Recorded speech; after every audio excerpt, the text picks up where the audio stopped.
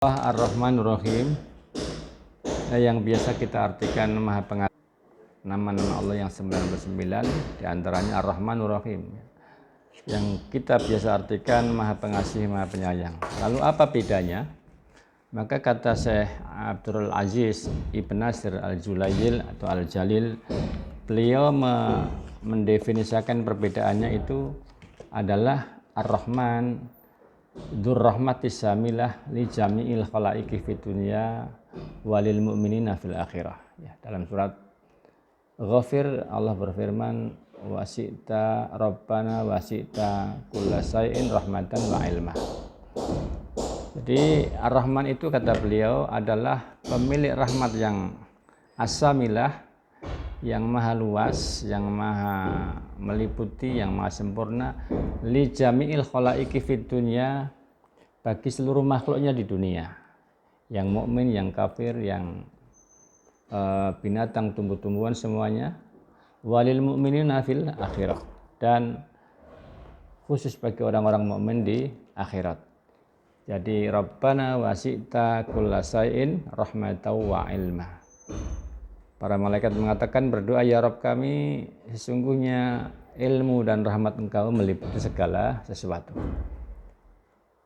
Kemudian Ar-Rahim, kata beliau, maknanya adalah Dzur rahmah lil mu'minin, pemilik rahmat khusus bagi orang-orang mukmin. Sebagaimana firman Allah, beliau mengutip dalam surat Al-Ahzab ayat 43, wa kana bil mu'minina rahimah. Maka dari sini jamaah sekalian, bahwa seorang mukmin mendapatkan rahmat Allah yang terkandung di dalam namanya Ar-Rahman, dan mendapatkan rahmat Allah yang terkandung di dalamnya namanya Ar-Rahim, ya. Ar-Rahmanur Rahim. Kemudian beliau mengatakan, yakni Syekh Abdul Aziz Ibn Nasir Al-Jalil, perbedaan yang kedua, beliau mengatakan Ar-Rahman adalah dalun ala rahmati dzatiyah, sedangkan Ar-Rahim dalun ala rahmatil fi'liyah. Rahman itu menunjukkan rahmatul dzatiyah. Jadi zat Allah itu memang tersifati dengan sifat rahmat yang maha luas tadi.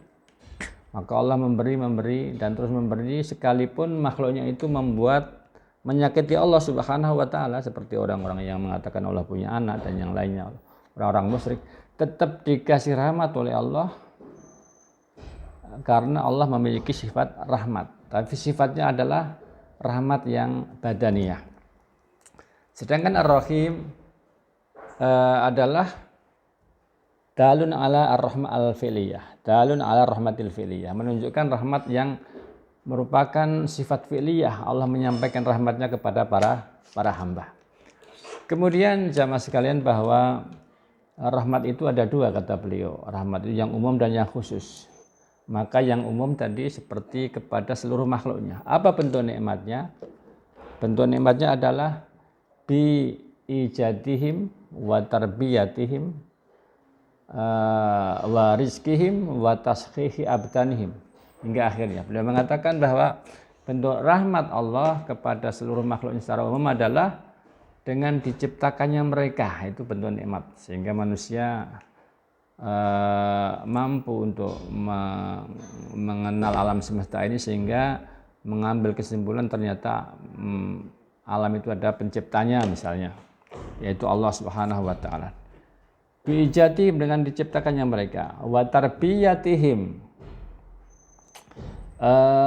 dengan dididiknya dan dirawatnya para hamba atau para makhluk oleh Allah Subhanahu wa taala. Kita lihat jamaah sekalian, sesungguhnya kita senantiasa membutuhkan rahmat Allah dengan dipeliharanya kita oleh Allah.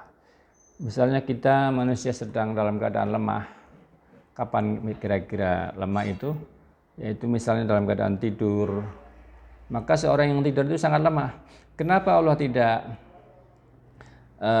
kita tidak dimasuki oleh misalnya serangga hidung kita atau lalat ke mata kita, yang manusia lemah? Ya. Itu karena manusia dijaga oleh Allah dengan rahmatnya yang terkandung dalam nama Ar-Rahman. Kenapa tidak manusia tidak menjadi tiba-tiba kemudian bangun tidur sakit ya, karena dijaga oleh Allah Subhanahu wa taala. Dan mengapa ketika tidur manusia yang tadinya capek kemudian tanpa berbuat apapun menjadi kuat? Ini karena rahmat Allah Subhanahu wa taala. Kemudian warizqihim, diberikan rezeki oleh mereka oleh Allah. Allah memberi rezeki kepada mereka yang sifatnya badaniyah. Wa tashihi abdanihim, dan diberikan kesehatan di dalam